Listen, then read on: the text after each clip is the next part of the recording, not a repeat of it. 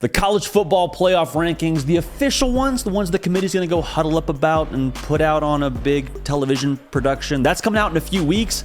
We're going to go ahead and just fast track that and give you the college football playoff rankings as we see them right now. We got the first two out in the top four, and we're going to have a real good time. This is a part of our Nothing But Ball poll, which is a top 10 rankings that we do here on our Wednesday live show. So Tuesday, Wednesday, Thursday, 11 a.m. Eastern. The hard count is live in living color, so make sure you're subscribed. College football fans, everything you know and love about college football, it happens here every single day. So we appreciate you in advance for that. Let's get it started here at number 6. Now, this is a team that dropped a little bit in our poll, dropped a little bit in our college football playoff rankings. And they didn't drop so much as just got past. Their season will be defined by what happens in November. So don't panic too much. Week 4, we get a great gauge. Number 6, the Ohio State Buckeyes. And they won 35-7 over Youngstown State, took care of business against a team you were supposed to take care of business against. Cal McCord looked solid. Looked good. I mean, he was dialed in against a team that you're supposed to look dialed in against. All eyes now go to Notre Dame week 4. That's the game where we can really start to have a good pulse for what Ohio State's going to be going forward, because they just haven't really played a team with a tremendous pulse just yet. No disrespect to Indiana. No disrespect to what they're going to do against Western Kentucky. But all in all, we like Ohio State at 6 right now in our college football playoff rankings. Now, this next one, whoo! This is a big mover here. They weren't even in our top 10 last week. They're at number 5 this week. That is the Texas Longhorns. Y'all, just hours ago, we were in Tuscaloosa, Alabama, in front of a shocked, for the most part, Bryant-Denny Stadium, as Texas went in there and slayed the dragon. 34-24 was the final. And my question now is, who on their schedule can't they beat if they can beat Alabama? Oklahoma's going to have a good roster.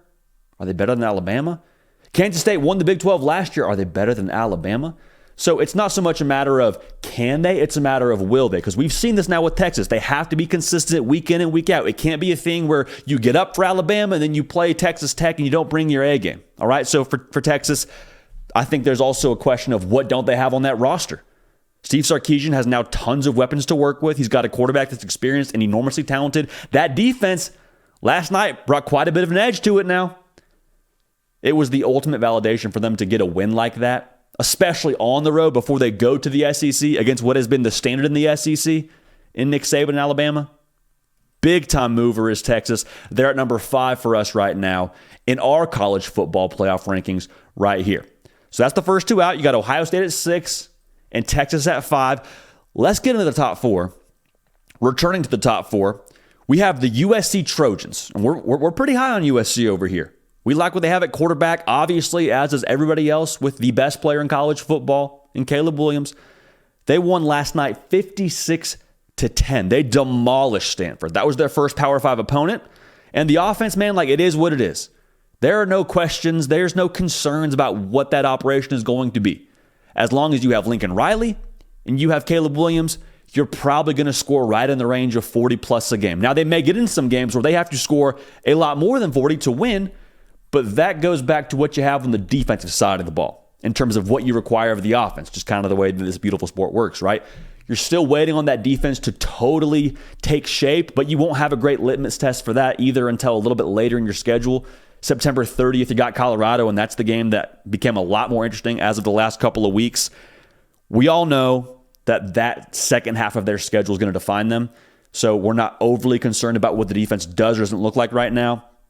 Like I said, held Stanford to 10 points.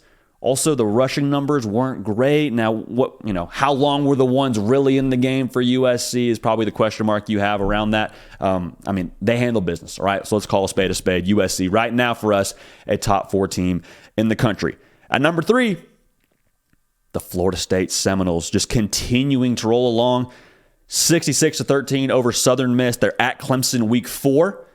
Going to learn more about that roster, I think, and learn more about what Florida State has under the hood because they handle business against LSU, and that's why we have them as high as we do. And from looking at this roster, from looking at what they've done so far in a small sample size, man, like I don't see a ton of weaknesses. I don't see any situation on this roster where I'm like, oh, they got to get that fixed.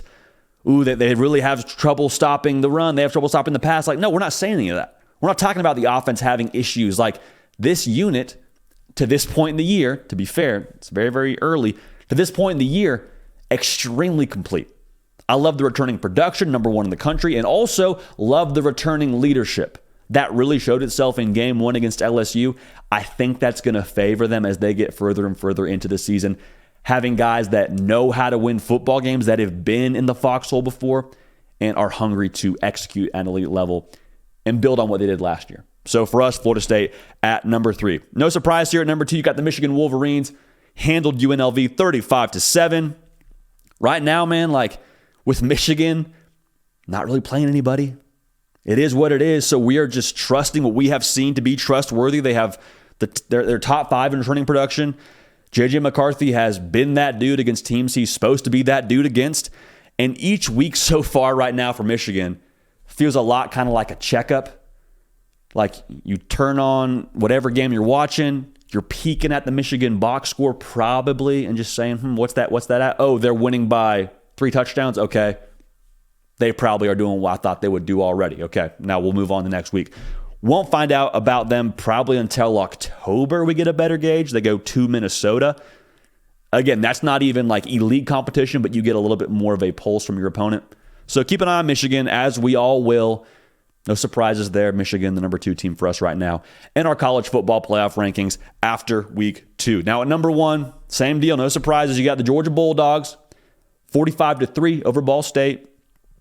They don't really get tested probably until November, but you get a better litmus test now against South Carolina this upcoming week at home.